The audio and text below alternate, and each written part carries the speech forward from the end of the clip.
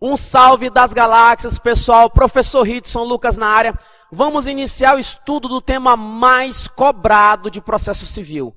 Não tem assunto do CPC que caia mais do que atos processuais.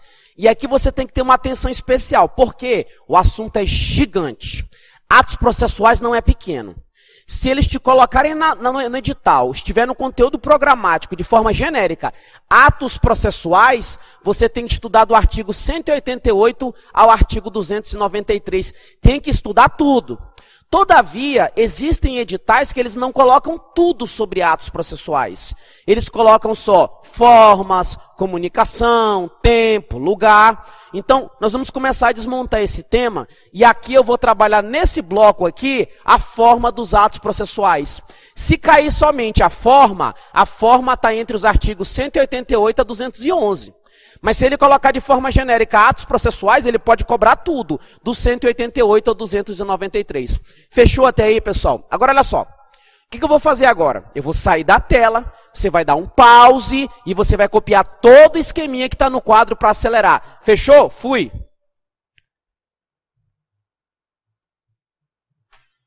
Voltei. Agora que você copiou, preste atenção numa coisa. Vamos trabalhar atos processuais. E primeiro eu tenho que saber o que é um ato, Ridson. O ato processual é toda a ação humana que gera uma consequência no processo. Então, quando você apresenta um documento, você entra com uma petição inicial, você contesta, isso é uma ação sua, é uma ação humana que gera a consequência no processo. Cuidado, se ele te colocar na prova que ato processual é a mesma coisa do que fato processual, está errado. Porque eu te disse que ato é uma ação humana que gera consequência no processo. O fato processual, ele não é uma ação humana. Ele é apenas o quê? Apenas um acontecimento. Como é o caso da morte. A morte, ela não é um ato processual. Por quê? Porque a morte, ela não é uma ação humana. A morte é apenas uma consequência, um acontecimento que gera consequência no processo. Agora, o que nos interessa aqui é ato. O que é ato? Ação humana. O que é ato? Ação humana. O que é ato? Ação humana. Repita milhões de vezes até você memorizar isso daí. Ridson, peguei o CPC aqui e de cara no artigo 188 está dizendo bem assim, os atos e termos processuais. O que é isso, Ridson? É porque essa ação humana que vai gerar efeito no processo, ela pode ser praticada de duas formas. Ela pode ser praticada de forma escrita, mas ela também pode ser praticada de forma verbal. Quando você vai para uma audiência, você vai falar, só que depois de você falar, tudo aquilo que foi dito tem que passar para o papel, tem que ser reduzido a termo. Então ele fala atos e termos para você ficar bem claro que é o seguinte, que tanto faz se foi no papel ou for oral. For oral, vai entrar a regra aqui. Então, atos e termos processuais. Termo é porque está documentado. O escrivão foi lá e colocou no papel. Beleza, até aí, pessoal? Lembre-se, ato é ação humana que gera consequência no processo. Agora, olha só. Quando eu falo de atos processuais, eu quero iniciar no tema forma. Quando eu falo em forma, de cara no artigo 188 tem um princípio que é muito cobrado em provas, que é o princípio da instrumentalidade das formas.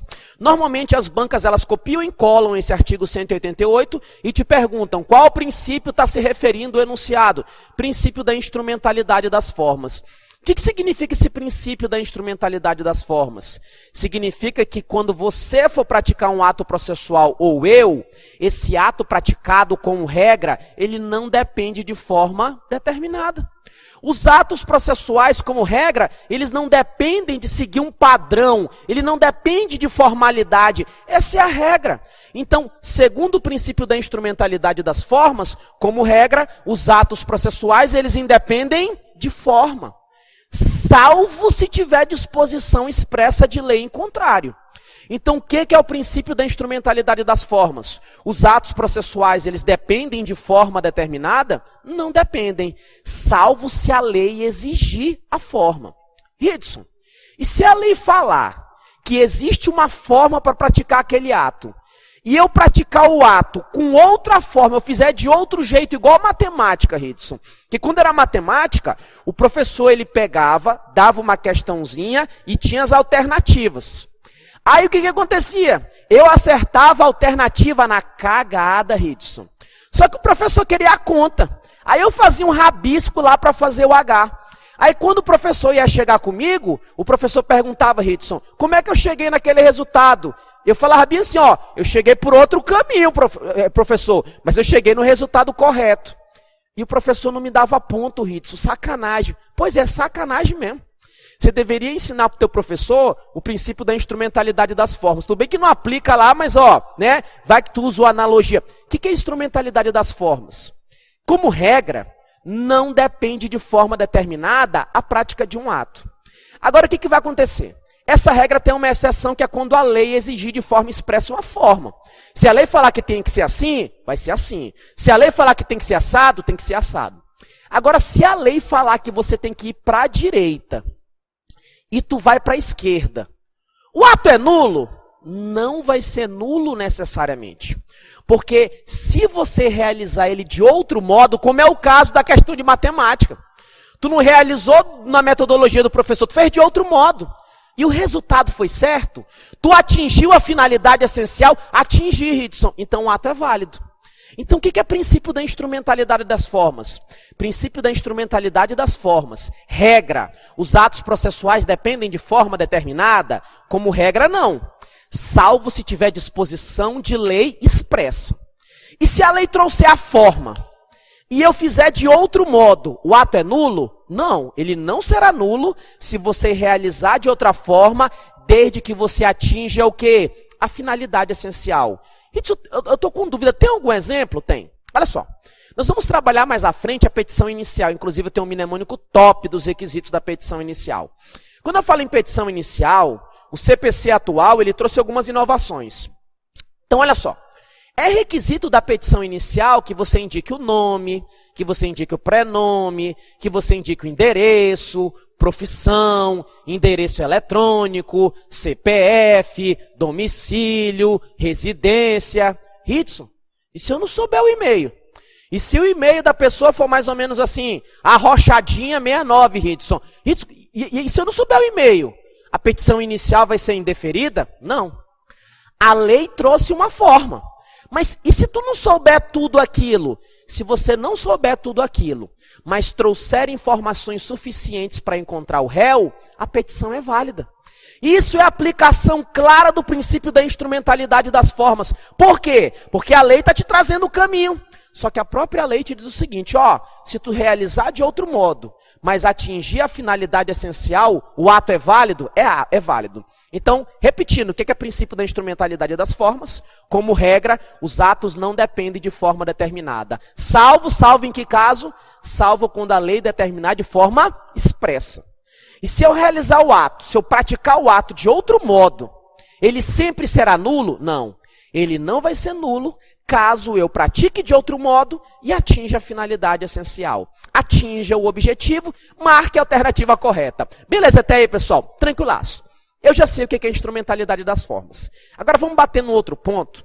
O outro ponto é sobre a língua. Por que tu escreveu todos aqui, Ridson? Porque aqui tu tem que ter atenção no que diz a lei. A lei fala que em todos os atos do processo vai ser adotada a língua portuguesa. A lei fala que quando eu vou ter um processo judicial, eu não posso estar utilizando um linguajar estrangeiro. Eu tenho que usar a língua portuguesa, essa é a regra. Então, quando você vai fazer uma petição inicial, você não pode chegar lá e falar bem assim, o marido estava no maior love com a mulher, aí depois que a mulher ficou sabendo que ele tinha outro, os dois entraram num fight. Não, pô. Você não pode estar utilizando linguajar estrangeiro. Você tem que pegar e utilizar o quê? A língua portuguesa. Os atos e termos processuais eu tenho que utilizar o quê? A língua portuguesa. Isso, mas e se for uma testemunha estrangeira? E se for, como é que faz dessa situação? E se for um documento internacional, Ridson? E aí? Olha, se for uma testemunha estrangeira, eu vou ter que ter um tradutor, né? Vou ter que ter uma pessoa, vou ter que ter um intérprete, né? Para poder fazer isso daí. Mas eu quero que você se atente ao seguinte. Regra, língua portuguesa. Mas eu posso utilizar a língua estrangeira no processo judicial? Segundo o CPC, você só vai utilizar documento em língua estrangeira caso esse documento tenha junto uma versão dele em língua portuguesa. Então tem que traduzir? Você pega aquele documento em língua estrangeira, mas traz também uma versão em língua portuguesa. Mas para essa versão em língua portuguesa ser aceita, ela tem que ser tramitada por via diplomática ou pela autoridade central aqui do sistema. Porque quando é via diplomática, eu tenho presunção de legitimidade, de veracidade. Eu tenho quase certeza que está tudo ok. Então, para essa versão em língua portuguesa ser ok, ser aceita, ela tem que ser tramitada por via diplomática ou autoridade central. Ou então, essa via em língua portuguesa ser firmada por um tradutor juramentado. Cuidado em provas. Eles cansaram de cobrar isso. Eles escrevem só tradutor. Não é só tradutor. É um tradutor juramentado. Aquele que levanta a mão, prometo, e etc, etc e tal. Então toma cuidado. Regra. Nos atos do processo eu utilizo que língua? Língua portuguesa. Mas eu posso utilizar a língua estrangeira? Posso. Posso, desde que junto com esse documento em língua estrangeira, eu traga uma versão em língua portuguesa. Mas essa versão em língua portuguesa tem que ter alguém lá assinando, né, assumindo a responsabilidade. Quem é essa pessoa que tem que assumir a responsabilidade? Ou por via diplomática ou autoridade central, ou então um tradutor juramentado. Cuidado com esse juramentado. Beleza até aí? Tranquilo. Matei o princípio da instrumentalidade das formas, sabemos também da língua. Agora vamos falar do assunto que tinha no antigo CPC e tem agora, e antigamente era o que mais caía. Então muita atenção. Os atos processuais, como regra, eles são o quê? Públicos. Esse é o princípio da publicidade processual. Como regra, o ato processual ele não é sigiloso. Regra, o ato processual ele é público. A audiência é feita a portas abertas. Qualquer advogado tem acesso aos autos do processo, mesmo que ele não seja procurador. Então, regra, os atos do processo são o quê? São públicos. Hidson, se eu pesquisar na internet, eu consigo ter acesso a uma consulta pública de processo? Consegue sim. Mas de todo o processo? Não. Porque existem alguns processos que vão tramitar em segredo de justiça. E se ele tramitar em segredo de justiça, não é qualquer pessoa que vai ter acesso a ele. Somente terão acesso aos processos que tramitam em segredo de justiça as partes desse processo, o autor desse processo, o réu desse processo e os seus respectivos procuradores. Então, quando um processo está em segredo de justiça, qualquer advogado tem acesso? Qualquer pessoa tem acesso? Não. Quando o processo está tramitando em segredo de justiça, apenas as partes e os seus procuradores. E quando que ele tramita em segredo de justiça, Hidson? Pois é, isso cai pra caramba, velho. Isso cai demais. Eu já sei que segredo de justiça, só a parte e o procurador têm acesso. Só eles que podem fazer consulta desse processo e pedir certidões. Mas quando que ele vai tramitar em segredo de justiça? Preste atenção. Você tem que gravar todos esses casos aqui.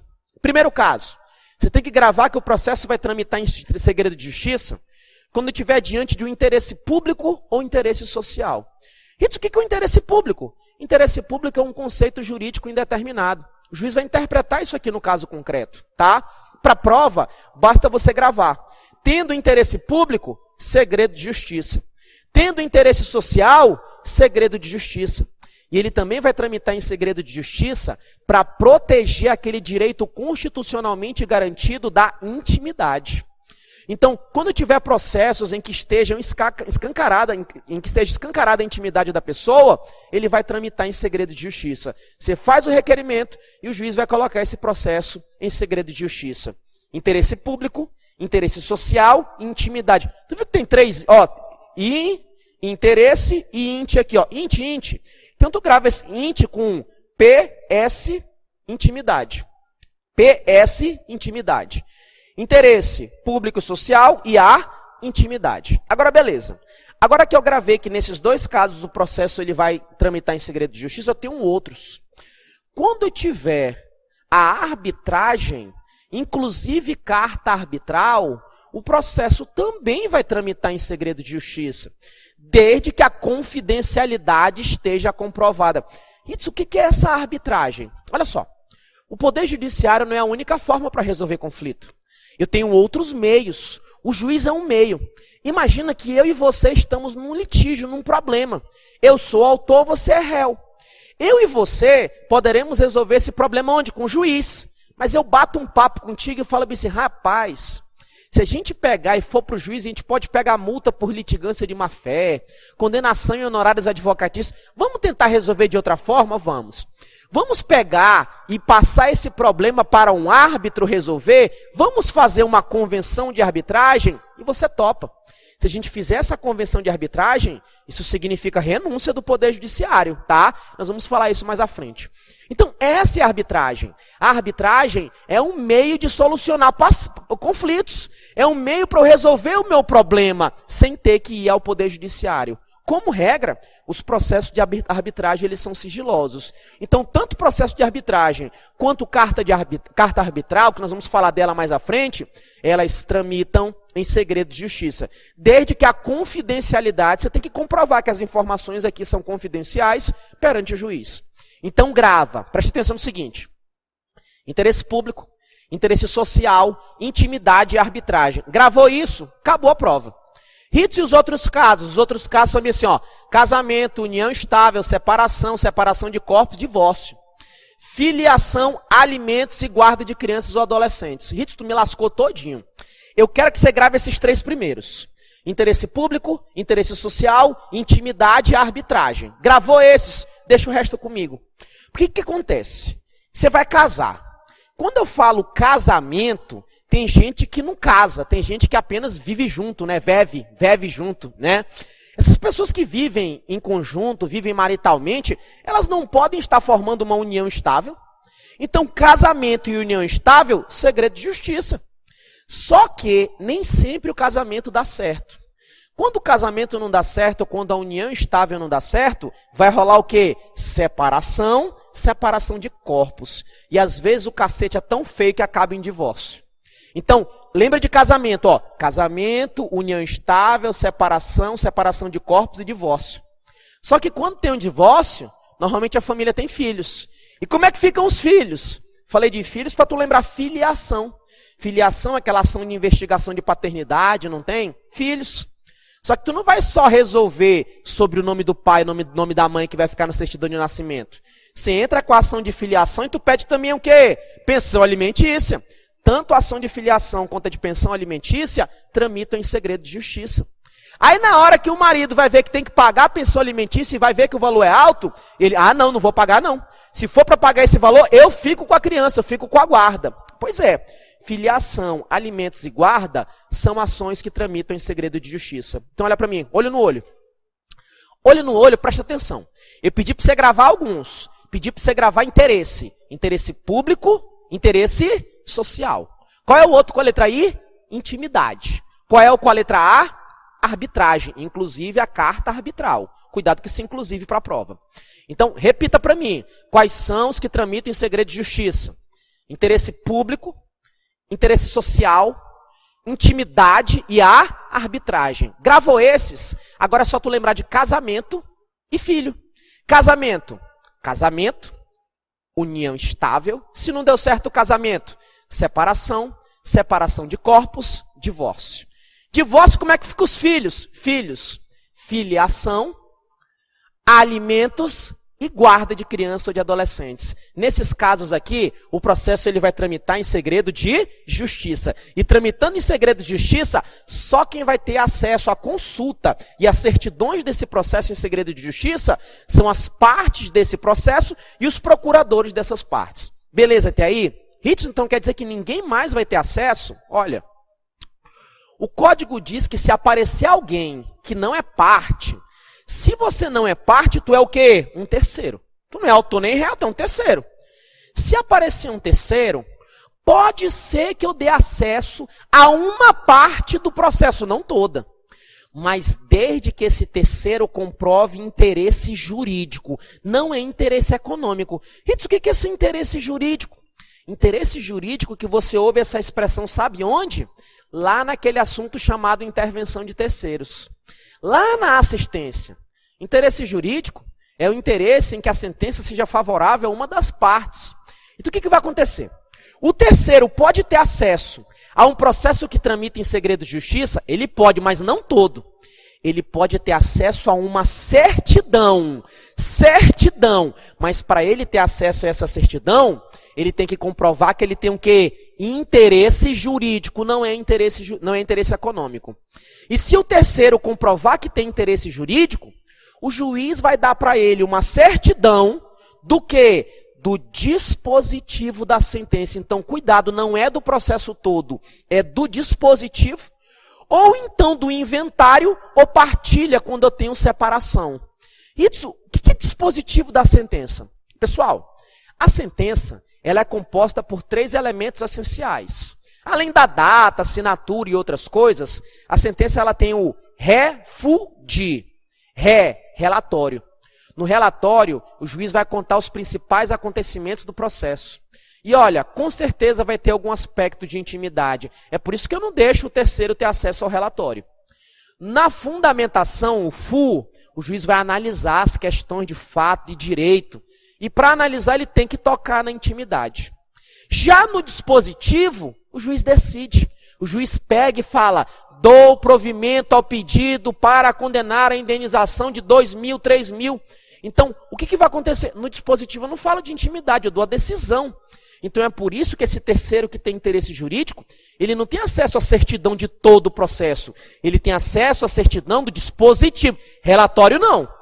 Fundamento não. É do dispositivo. Ou então do inventário ou partilha. Beleza até aí? Tranquilo. Diz o seguinte. Tranquilo na instrumentalidade das formas? Tranquilo. Tranquilo na língua que se utiliza no processo? Tranquilo. Tranquilo na publicidade? Beleza. Então vamos para a parte final do nosso tema. Porque agora que nós já sabemos disso daqui, vamos bater numa tecla que é importante, porque é novidade. O CPC, ele trouxe para a gente regras sobre o contratualismo processual. O que é contratualismo processual? Primeiro, essa regra do contratualismo processual, ela está lá no artigo 190 do CPC. Pelo contratualismo processual, as partes, elas podem, de comum acordo, estabelecer mudanças nos procedimentos do processo. Autor e réu podem definir alteração de prazos, podem criar novas formas de comunicação processual. O autor e réu podem definir o seguinte, ó, as intimações vão ser por WhatsApp. Isso pode? Pode. Isso é um contrato feito entre autor e réu, entre as partes. Isso é contratualismo processual. Isso muito louco isso, pois é. Então, esse contratualismo processual, ele é válido e ele está previsto no artigo 190 do CPC. E o que é o contratualismo? São mudanças nos procedimentos do processo de acordo com o interesse das partes, de acordo com a conveniência, de acordo com a causa, né? O juiz vai analisar essa questão no caso concreto. Então, eu já sei o que é contratualismo processual. Mudanças no procedimento. Cuidado. Essas mudanças realizadas, inclusive eu posso mudar até o prazo de recurso, segundo doutrinadores de renome. Essas mudanças, elas podem ser realizadas antes do início do processo ou durante. Mas depois que o processo acabou, não, né? Então, ou eu mudo antes do iniciar o processo, ou então durante. Depois que o processo acabou, eu não vou mudar mais nada. Tranquilo até aí? Então eu já sei. O que é contratualismo? Mudança de procedimento, mudar as coisas do processo. A lei fala uma coisa, tu vai lá e diz que é outra, mas desde que tenha um consentimento das duas partes. Você pode fazer essa mudança depois que o processo acabou? Não. Antes dele iniciar ou durante. Agora vejam só que importante. Para esse contratualismo processual ser válido, o CPC ele estabelece 2 requisitos. Primeiro requisito, essa coisa que você está querendo fazer mudança, ela tem que admitir autocomposição. Então, eu posso pegar de comum acordo com o réu e definir o seguinte, olha, esse carro, para a gente, nesse processo é impenhorável, não pode penhorar. Isso pode, é um contratualismo processual. Mas vamos fazer um acordo aqui, autor e réu. Autor e réu, nós vamos negociar aqui o seguinte, o juiz, toda vez que ele vier para a audiência, ele tem que vir de calcinha e sutiã. Ridson, tu tá doido? Não, não tô doido não. Tô falando isso para você nunca esquecer na tua vida. Eu posso fazer acordo de tudo no processo? Não. Eu vou fazer acordo do corpo do juiz? Não. Então tem coisas que eu não vou fazer acordo. Porque tem coisas que não admitem acordo. Tem coisas que não admitem o quê? Autocomposição. Ritson, e quais são essas coisas que não admitem autocomposição? Deixa a doutrina pacificar isso, deixa a jurisprudência pacificar. Para as provas que você vai fazer, tu só tem que saber o seguinte: eu posso fazer contratualismo processual de tudo? Não. Só posso fazer contratualismo processual daquelas coisas que admitem autocomposição. Então imagina que eu faço um acordo proibindo o juiz de fazer sentença. Seu juiz, o senhor está proibido, fica quieto. Pô, isso admite acordo? Não, isso não admite autocomposição. Então não vai ter contratualismo processual. Além de admitir autocomposição, para ter o contratualismo processual, as partes têm que estar na plenitude da sua capacidade. Então, filho, não vem com capacidade relativa, não. Não vem com incapacidade, não. Porque para tu fazer o contratualismo processual, além de admitir autocomposição, as partes têm que estar na sua capacidade plena. Provavelmente eles vão bater nisso aqui na prova. Outro detalhe importante. Eu sei os requisitos. E se as partes fizerem uma mudança no procedimento, violando esses requisitos? Se eles violarem, o juiz pode controlar. O juiz pode dizer que essa mudança não tem validade. Agora vejam só, ele pode fazer esse controle de ofício, mesmo sem ninguém pedindo, mas também a requerimento. Se alguma das partes levantar a mão, ó, seu juiz, foi feito um acordo, mas esse acordo aqui, ó, é uma situação que a parte ela não tem capacidade. O juiz vai lá e faz o quê? Ele faz o controle. E nesse controle, ele pode recusar essas mudanças. Só que o CPC limita as situações que o juiz pode fazer recusa a essas mudanças. O CPC fala o seguinte, ó, juiz, deixa as partes pra lá. Deixa elas se lascarem, velho. Deixa elas se arrebentarem de decidir o que elas querem da vida, porque vai que elas chegam num acordo, né? E a melhor forma de resolver conflito é essa. Ei, velho, te vira, eu tô aqui só olhando. Me chama só em último caso. E é igual marido e mulher. Se de dia a gente briga, de noite a gente se ama. Pois é, autor e réu saem no cacete e depois eles se amam, às vezes acabam num acordo. Então o juiz deixa rolar. O juiz deixa rolar. O juiz, ele só vai recusar, ele apenas vai recusar, somente recusará nos casos que eu vou colocar aqui. Ele somente vai recusar primeiro, quando ocorrer nulidade. Como assim nulidade? Ora, você fez um contratualismo processual, tu mudou um procedimento a respeito de algo que não admite autocomposição. Ou então a parte não tinha capacidade. Então, velho, porra, isso aqui é nulidade. E o juiz também pode recusar essa mudança no procedimento quando você impor uma cláusula abusiva como se fosse um contrato de adesão. Você impõe de forma abusiva. Tipo assim, eu que sou réu, eu vou ter 200 dias para contestar. E você, autor, qualquer coisa que você faça no processo, você vai ter 24 horas. Vai ser sacanagem, velho. Isso aqui é o quê? É abusivo. E o juiz também não vai aceitar mudanças no procedimento quando essas mudanças deixarem uma das partes extremamente vulnerável. É o caso do autor e o réu fazerem um acordo no sentido seguinte: autor, tu está proibido de apresentar testemunha, tu está proibido de apresentar documento, tu está proibido de confissão, está proibido de tudo, se lasca. Velho, pelo amor de Deus, pô. Tu vai deixar o autor numa situação de extrema vulnerabilidade. É também aqueles casos em que chega um réu, e o réu tem o melhor advogado da cidade, vem com, sabe, tem dinheiro pra cacete, o cara manja de direito, e chega o autor. O autor vem sem advogado, vem no jus postulante. Aí o que acontece? Pô, o autor não está vulnerável? Tá. Então, ó, o juiz vai ficar de olho nesse réu aqui. Então, lembre-se, quando o juiz vai recusar essas mudanças no procedimento? Quando ficar clara a nulidade, quando tiver uma imposição abusiva no contrato de adesão, ou então para prevenir o quê? A vulnerabilidade de uma das partes, que uma tem uma vantagem muito grande sobre a outra. Tranquilo até aí, pessoal?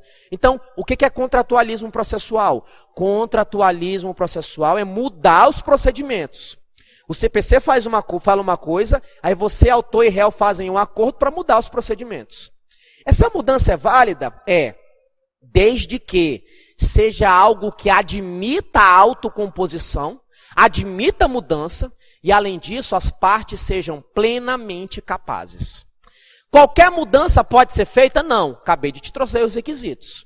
E se você violar esses requisitos, o juiz ele pode fazer o controle. Ele vai fazer o controle de ofício ou a requerimento. Só que nesse controle, ele não pode recusar tudo. Ele somente pode recusar se ficar clara a nulidade, ou então tiver uma imposição abusiva no contrato de adesão, ou então deixar uma parte extremamente vulnerável. Fechou até aí? O nome disso é o quê? Contratualismo processual. Agora, olha só. Dentro desse contratualismo processual, o artigo 191, ele autorizou a realização de um calendário processual. Como assim calendário processual, Ridson? Olha só, o CPC diz que as partes e o juiz, aqui não é só a parte, as partes e o juiz de comum acordo, elas podem fazer um calendário processual, definindo a data das audiências e outros atos do processo. Deixa tudo certinho, fica tudo arrumado. Aí tu já define o dia que tu vai viajar, o dia que tu vai para a faculdade, para não ter problema. Porque quantas e quantas vezes a audiência é adiada. Então, eu posso ter esse calendário processual? Posso. Lembre-se, o calendário processual é um comum acordo entre partes e juiz. Sempre eu vou fazer esse calendário processual, cuidado com a expressão sempre. Porque o CPC fala que o calendário processual ele vai ser confeccionado quando for o caso. Então não é sempre, é quando for o caso. Ainda tem outra. Quando você faz o calendário processual e define que a audiência vai ser numa data, aquilo que tu colocou no calendário vincula as partes e o juiz. Obriga. Então, vai ser naquela data e acabou. Ritz, mas e se eu ficar doente? Olha só, eu posso ter mudanças nesse calendário, mas eu só vou mudar se ocorrer um fato excepcional devidamente justificado. Por que excepcionalmente justificado? Porque o que foi definido no calendário vincula as partes e o juiz. Agora, olha só. Quando você fez o calendário, não já ficou definida a data da audiência? Ficou. Então, tu não já sabe a data da audiência? Sabe. Se você sabe, você precisa ser intimado ainda? Necessita fazer intimação? Não precisa. Então, quando eu faço o calendário processual, para os atos que estão no calendário, não é para todos os atos não, tá? Para os atos que estão no calendário, precisa de intimação ainda? Não. É dispensável a intimação. Está dispensado, não vai intimar não. Então lembra, calendário processual. Calendário processual ele é feito de comum acordo entre as partes e o juiz. Nesse calendário processual eu vou definir as datas em que serão realizados os atos do processo. Agora olha só, eu te disse que quando eu coloco no calendário processual, aquelas datas vinculam as partes e o juiz. Tem que seguir aquela data. Salvo justificação excepcional que eu comentei contigo. Agora olha só, está no calendário. Se está no calendário, eu preciso de intimação? Não preciso. Está dispensada a intimação. Beleza até aí, pessoal? Olha só. Tudo que eu falei contigo até aqui é exatamente aquela seção, aquela parte do CPC que sobre forma fala atos em geral. Então, atos em geral tem encerrado. Atos em geral, forma, atos em geral, são esses pontos aqui. E eu falei para ti sobre o princípio da instrumentalidade das formas. Lembra?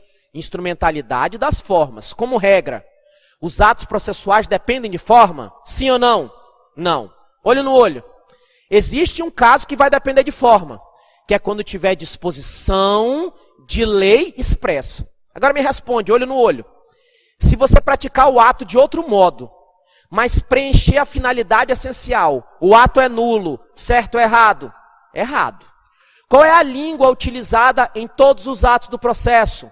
Língua portuguesa. Mas eu posso utilizar a língua estrangeira? Posso. Desde que eu traga uma cópia traduzida para a língua portuguesa.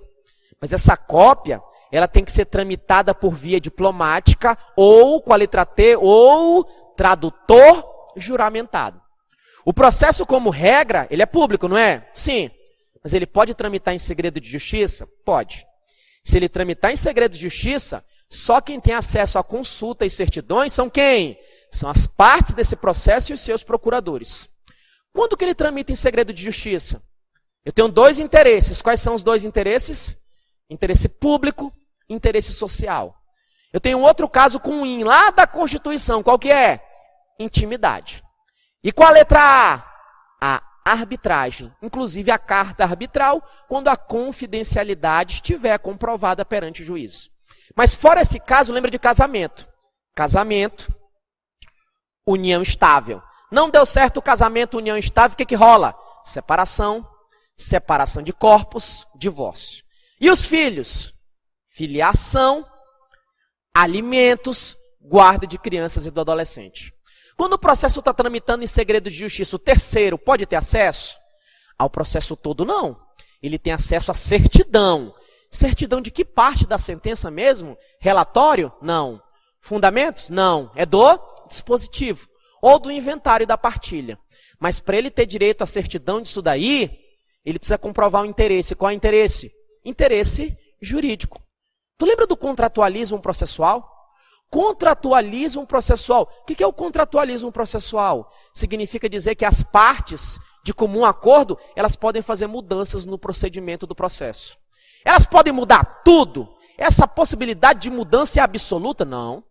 Elas só mudam aquilo que admite mudança, que admite autocomposição. Além disso, sobre a capacidade delas, como é que tem que estar a capacidade? A capacidade tem que estar plena. O juiz faz o controle disso? Faz. Mas o juiz só faz o controle em 3 casos. Nulidade, abusividade no contrato de adesão. Se além de nulidade e abusividade no contrato de adesão, o juiz também controla na situação de vulnerabilidade das partes. Finalizando o calendário processual. Quando eu falo calendário processual, lembra? Calendário processual é igual ao contratualismo? Não. O calendário processual, ele é um comum acordo entre as partes e juiz. O juiz entra no acordo. Aqui em cima, não. O contratualismo, as partes fazem a mudança. O juiz, depois, ele só vai homologar. Tranquilo a respeito disso daí? Então eu entendi contratualismo, entendi calendário, entendi instrumentalidade das formas, publicidade processual e a língua utilizada no processo. Estou encerrando aqui essa parte 1 de forma dos atos processuais. Pessoal, sangue no olho até a posse, pra cima a caveira, fui!